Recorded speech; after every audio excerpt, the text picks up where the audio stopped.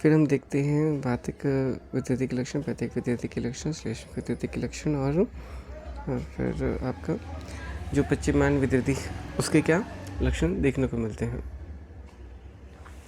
तो आचार्य कहते हैं व्यद छेद भ्रम आनाह शब्द स्फुरण सर्पणे ही वातिकी।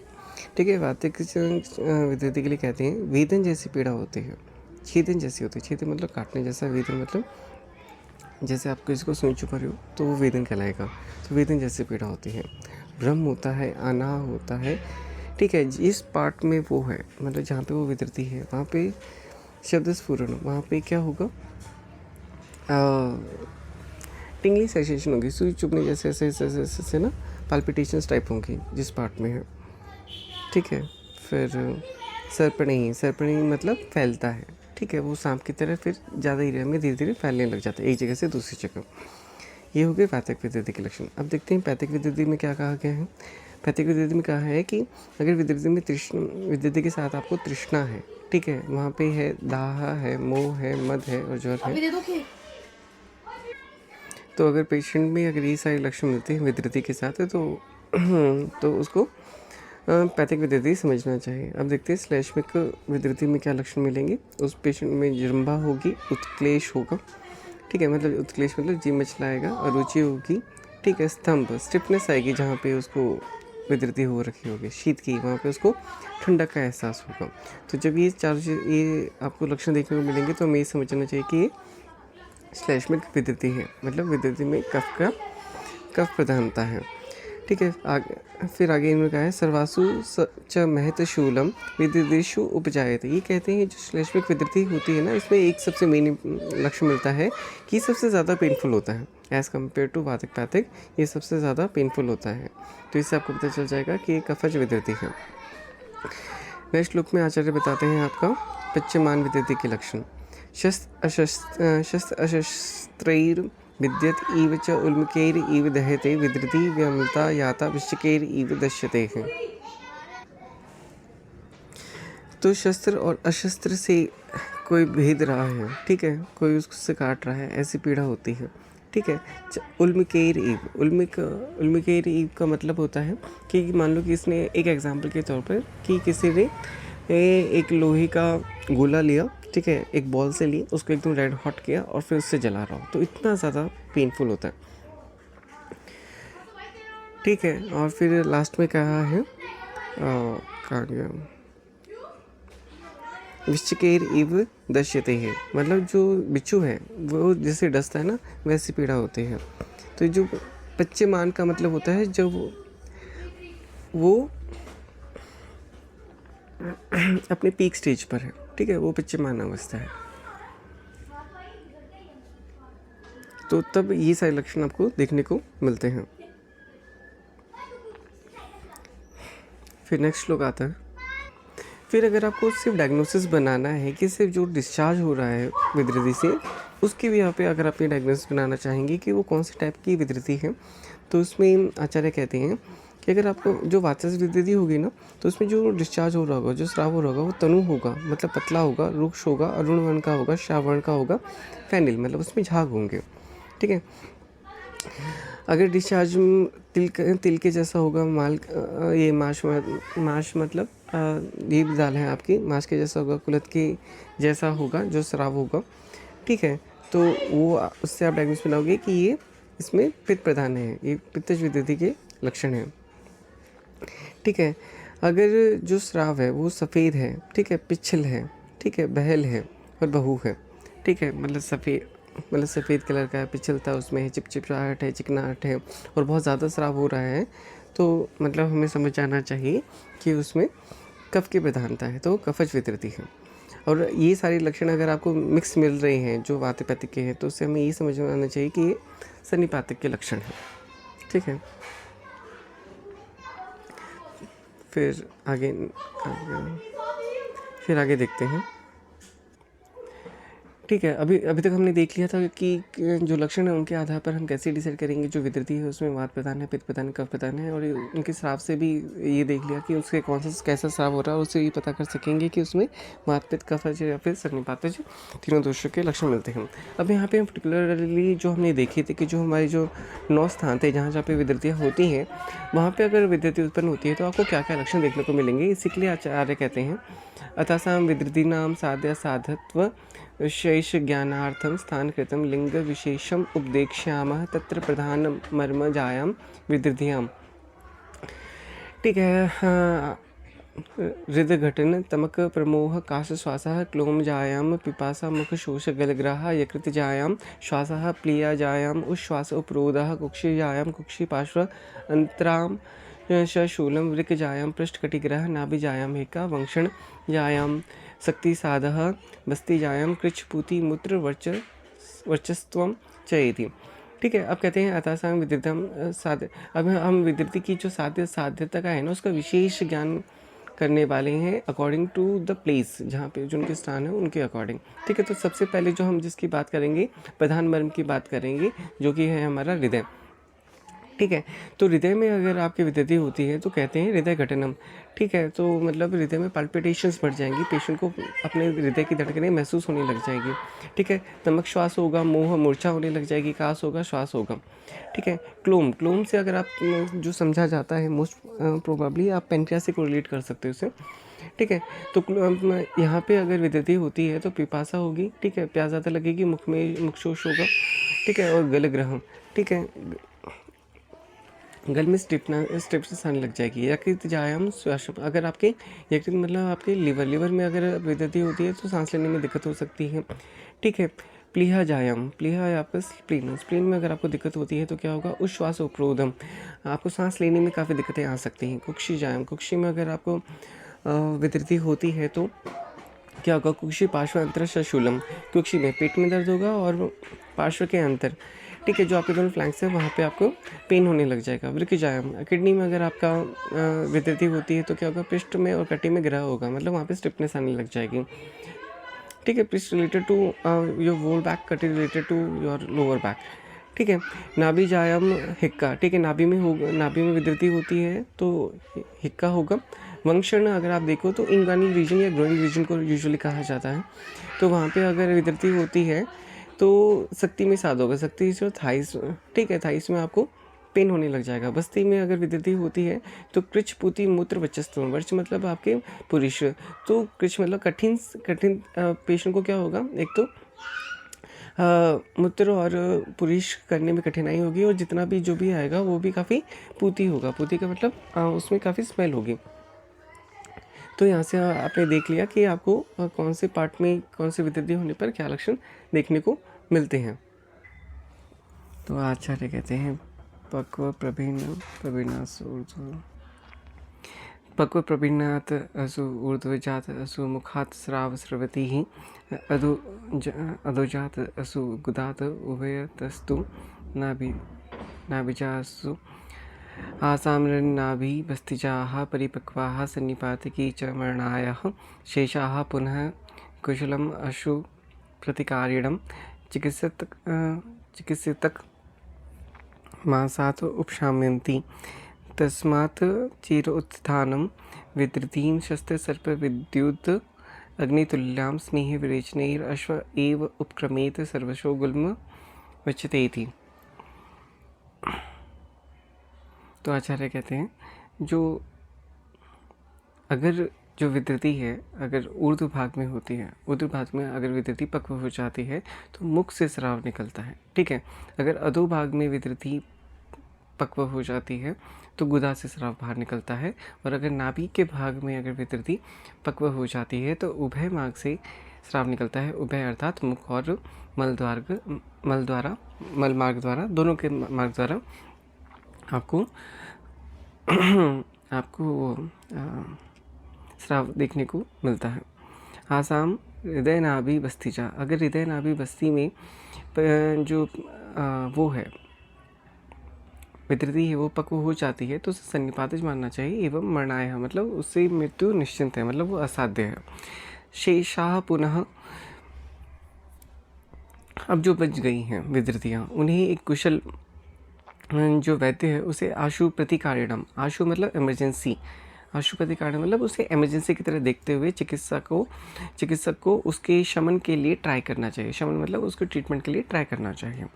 ठीक है, तो उससे जो विद्युति होती है, मतलब एग्जाम्पल के तौर पर इन्होंने कहा है कि कोई जैसे शस्त्र से, सर्प से बिजली से या अग्नि से इनके तुल्य कोई बहुत ही जल्दी अचानक से कोई विद्युति उत्पन्न होती है, तो उन्हें स्नेहन से, विरेचन से क्या करना चाहिए, उसको ठीक करने की कोशिश करनी चाहिए। इसमें गुल्मवत ऐसे क्यों लिखा गया है, क्योंकि गुल्म की चिकित्सा बहुत ही शीघ्र की जाती है, इमरजेंसी के नाम से इमरजेंसी के हिसाब से की जाती है। तो ये बोल रहा है कि आपको गुल्म की तरह ही उसे इमरजेंसी की तरह ट्रीट करना है और स्नेहन, विरेचन आदि उपक्रमों के द्वारा उसकी चिकित्सा करनी है।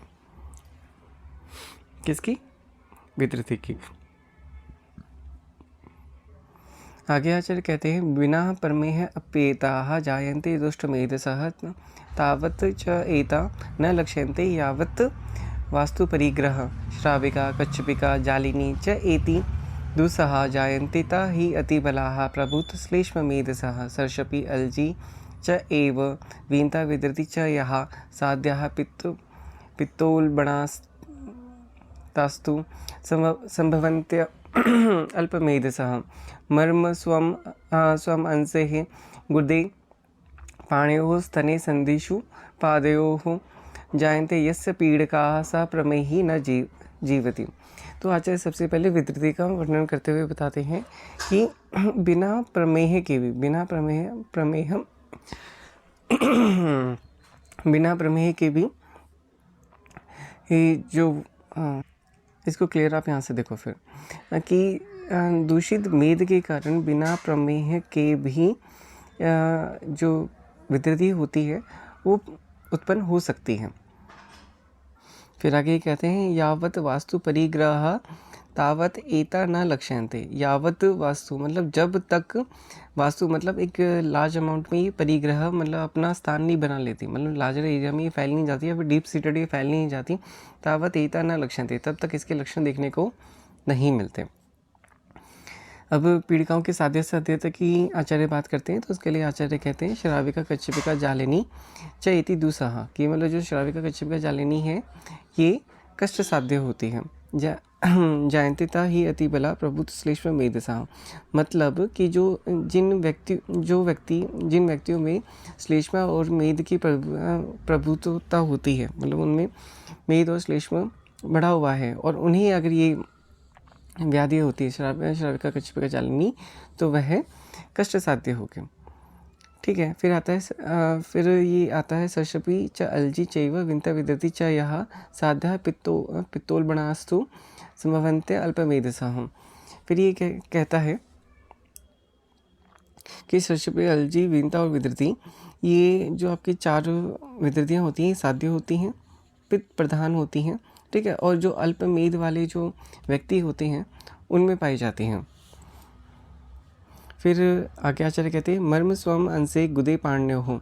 ठीक है, किसी मर्म स्थान में अगर आपकी वो विद्युति उत्पन्न हो रखी हो, ठीक है, उसके अंश मतलब उसके कंधों में अगर विद्युति हो रखी हो, गुदा में हो रखी हो, पानी मतलब हाथ में हो रखी हो, स्तन में हो रखी हो, संधियों में हो रखी हो, पाँव में हो रखी हो, जायन्ते यस्य पीड़िका स प्रमेही न जीवन्ति। तो मतलब ऐसे प्रमेही व्यक्तियों में जहाँ पे इन सारे स्थानों पर विद्युति उत्पन्न हो रखी हो, तो हमें ये जानना चाहिए कि यह जो पीड़िकाएँ होती हैं, ठीक है, इससे वह जो पेशेंट है वो जीवित नहीं रहता। सिंपल सी भाषा में, जो प्रमेही एक पेशेंट जिसको प्रमेह है, उनको इस स्थान में प्रमेह पीड़िका हो रखी है, वो जीवित नहीं रहता।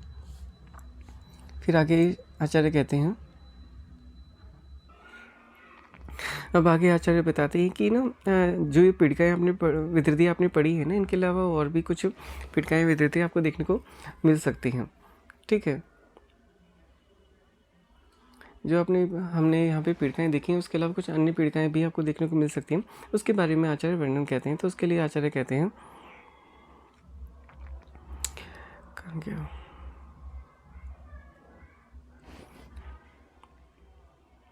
ता अन्याः पीड़िकाः सन्ति रक्त पीत असीत अरुणाः पाण्डुराः पाण्डुवर्णश्च भस्म आभाः मेचक प्रभाः। ठीक है। मृदुश्च कठिनाश्च अन्याः स्थूला सूक्ष्मस्तथा अप्राः मंदवेगा महावेगा स्वल्पशूला महारुजा तबुद्वाः मारुतादीनां यथा स्वैरहेतुलक्षणैः बुर्यात् उपचरेत आशुः प्राग उपद्रव दर्शनात् त्रिट श्वास मांस संकोत मोह हिक्का मदजुराः विसर्प मर्म संरोधाः पीड़का नाम उपद्रवाः। ठीक है। अब यहाँ से वापस देखते हैं। वे कहते हैं कुछ अन्य पीड़िकाएँ भी होती हैं जो रक्त वर्ण की होती हैं, पीत वर्ण की होती है, असित होती हैं, अरुण वर्ण की होती है, पांडु अर्थात दूसरे वर्ण की होती हैं। और ये पांडु और पांडु में फ़र्क है। ठीक है। Pandu is like anaemic patient होता है ना, सफ़ेद दिखाई देता है, वैसा ही पांडु ये दूसरा वर्ण टाइप होता है। ठीक है। भस्म के आभा जैसे हो सकती हैं, कुछ मेचक के प्रभा जैसी हो सकती है, मेचक जैसे देख सकते हैं। ठीक है। कुछ मृदु हो सकती हैं, कुछ पीड़िकाएँ कुछ कठिन हो सकती हैं, कुछ मोटी हो सकती हैं, कुछ छोटी हो सकती हैं।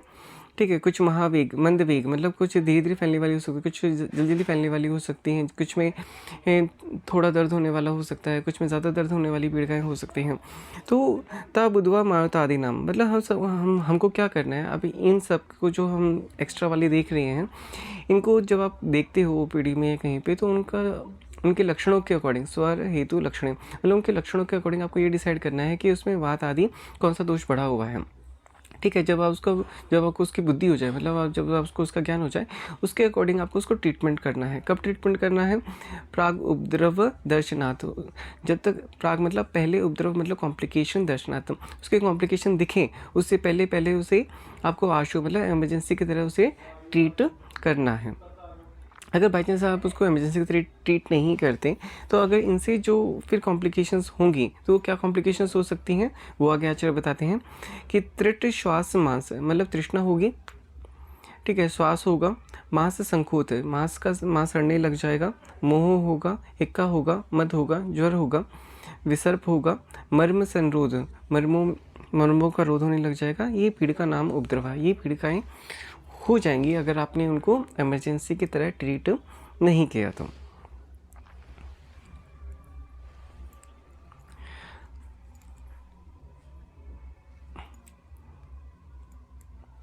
आगे आचार्य कहते हैं, अब आगे आचार्य त्रिविध गतियों के बारे में बताते हैं। वो कहते हैं क्षय स्थानम च वृद्धिश्च दोषाणाम त्रिविधा गति ही ऊर्ध्वम च अधश्च तिर्यकश्च विज्ञेया त्रिविधा अपराह त्रिविधा च अपरा कोष्ठ शाखा मर्मास्ति संदेशो इति युक्ता विधिभेदेन दोषाणाम त्रिविधा गति। तो कहते हैं कि क्षय स्थान और वृद्धि ये 3 प्रकार की गतियाँ होती हैं।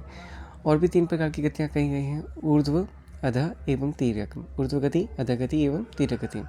ठीक है। इनसे भी हमें 3 प्रकार की गतियों का ज्ञान करना चाहिए। आचार्य ने 3 प्रकार की और भी गतियाँ बताई हैं। कौन सी?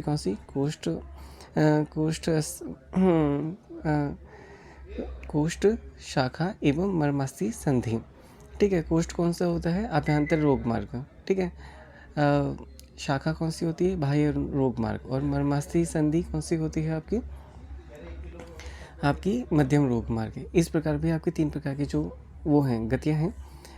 इति एकता विधि भेदेन दोषाणाम त्रिविधा गति। तो ये त्रिविध गति आपको 3 अलग 3 टाइप्स की जो हैं वो अलग अलग बताई हैं आचार्य ने। ठीक है। कि ये भी हो सकती है, ये भी हो सकती है और ये भी हो सकते हैं। आगे आचार्य कहते हैं चय प्रकोप प्रशमाः पित्तादीनां यथाक्रमं भवन्ते एककषः षट्सु कालेषु अभ्रागम आदिषु गति कालकृता च एषा च आद्या पुनरुच्यते।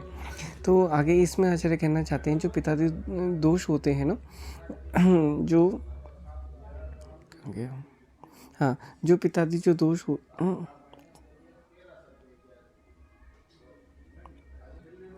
तो आचार्य कहते हैं जो पित्तादि जो दोष होते हैं ना, वो क्रम के अनुसार चय प्रकोप और प्रशमन होते हैं। मतलब संचय होता है, प्रकोप होता है, प्रशमन होता है। जैसे मात की बात देखें तो ग्रीष्म वर्षा शरद, ग्रीष्म में चय होगा, वर्षा में प्रकोप होगा और शरद में उसका प्रशमन होगा। ऐसे पित्त का देखें तो वर्षा शरद हेमंत, वर्षा में चय होगा, शरद में प्रकोप होगा और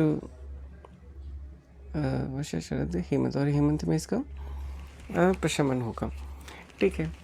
ऐसे ही कफ का भी है। तो ये क्रम की तरह है कि पहले चय होगा, फिर प्रकोप होगा, प्रशमन होगा। ठीक है, ये जो आपके काल है ना, उनके अकॉर्डिंग ये बांटे गए हैं। इसी के अकॉर्डिंग गति कालः कृताः च एषा च आद्या, इसी के अकॉर्डिंग ये जो च आदि है ये बार बार होते रहते हैं, शांत होते रहते हैं। ठीक है, तो ये एक नॉर्मल साइकिल है, बस जो आचार्य बताना चाह रहा है। आगे आचार्य कहते हैं गतिश्च द्विधा दृष्टाः प्रकृति विकृति च या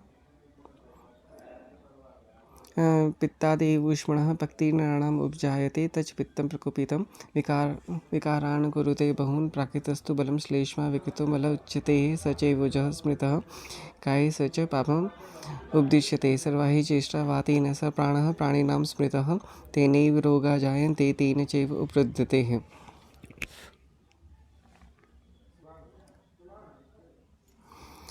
तो यहाँ पे जो आचार्य हैं वो कहते हैं जो गतियाँ होती हैं वो दो प्रकार की दिखाई देती हैं, दो प्रकार की भी दिखाई देती है। कौन कौन सी? प्राकृत एवं वैकृत। ठीक है, पित्तादेव ऊष्मणः, मतलब अगर जो प्राकृत मान एग्जाम्पल के तौर पे कहते हैं कि जो प्राकृत पित्त होती है वह ही अपनी ऊष्मा से ये पकती, मतलब खाने का पाचन करवाता है। अगर वही पित्त प्रकोपित होता है, वही बहुत सारे विकार को उत्पन्न करने का कारण बनता भी है। ठीक है, आगे आचार्य कहते हैं एक आगे कहाँ थे?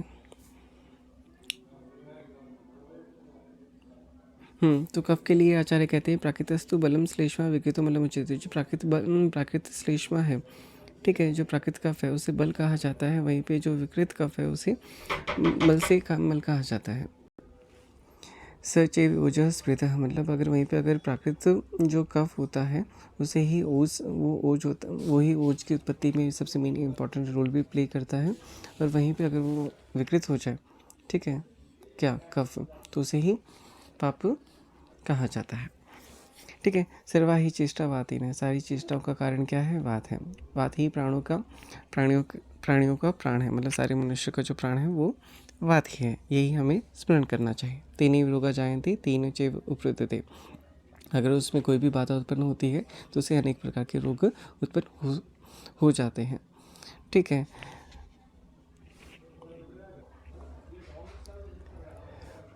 उत्पन्न हो जाते हैं, साथ साथ में अगर और उसी की वजह से जो मनुष्य है उसका प्राणों का नाश भी हो सकता है, क्योंकि यही प्राणों का कारण है। और ये इसमें विकृत हो जाए तो यही उसके विनाश का कारण भी है। आगे आचार्य कहते हैं नित्यं सन्निहिता अहिताम अमित्रम समीक्ष्यातुम आत्मवान नित्यं युक्तः परिचरेत्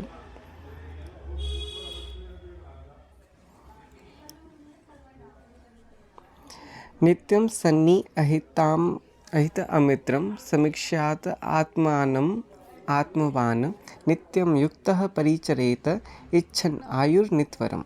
आचार्य कहते हैं कि इच्छन आयुर्नित्वरम, मतलब दीर्घ आयु की इच्छा चाहने वाले को, ठीक है, चाहने वाले को क्या करना चाहिए? जो आत्मवान है, आत्मवान मतलब जो पुरुष है, मतलब कोई भी पुरुष जिसे दीर्घ जीवन की इच्छा है, जो लंबे समय तक जीना चाहता है, उसे हमेशा एक चीज़ महसूस करनी चाहिए। क्या चीज़ महसूस करनी चाहिए? कि नित्य सन्नी अहित अमित्रम समीक्षा, कि हमेशा ही उसके साथ में ये ना वह ना अमित्रों से घिरा हुआ है। ठीक है, उसे ऐसा लगना चाहिए कि आपका ना हमेशा अमित्रों से घिरे हुए हो। उसकी वजह से आपको हमेशा पथ्य आहार विहार का की जो परिचर्या है, ठीक है, जो परिचर्या है उसका पालन करना चाहिए हमेशा, नित्य। फिर से समझा देता हूँ। किसी भी आत्मवान पुरुष को जो एक दीर्घ जीवन की इच्छा रखता है, उसे हमेशा अपने आप को शत्रुओं से घिरा हुआ समझना चाहिए। मतलब उसे ऐसा समझना चाहिए कि दोष हमेशा मेरे इर्द गिर्द घूम रहे हैं। अगर मैंने हल्का सा उसे मानकर हमेशा उसे पथ्य आहार विहार का पालन करना चाहिए। अगर वह ऐसा नहीं करेगा तो जो उसके अमित्र हैं, जो उसके शत्रु हैं, उसका लाभ उठाएंगे और उसको बीमार कर देंगे।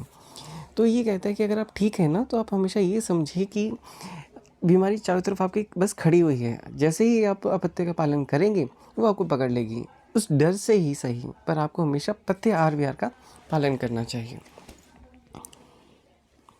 ठीक है। फिर लास्ट में आचार्य श्लोक कहते हैं, तो कहते हैं तत्र श्लोकाः शिरोरोगाः स हृदयरोगाः मानविकल्पजाः क्षया पीडिकाश्च उक्ताः दोषाणां गतिरेव च कियन्तः शीर्षे अस्मिन् अध्याये तत्त्वदर्शिनः ज्ञानार्थे भेषजां चैव प्रजानां च हितैषिणः।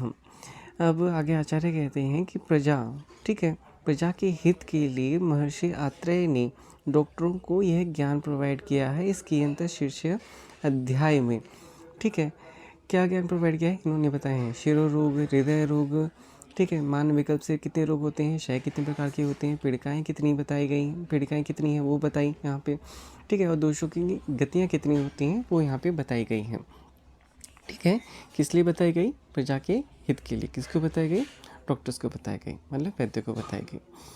और लास्ट में कहते हैं इति अग्निवेश कृते तंत्रे चरकपति संस्कृते श्लोक स्थाने कियंत शीर्ष नाम सप्तदशो अध्याय हूँ।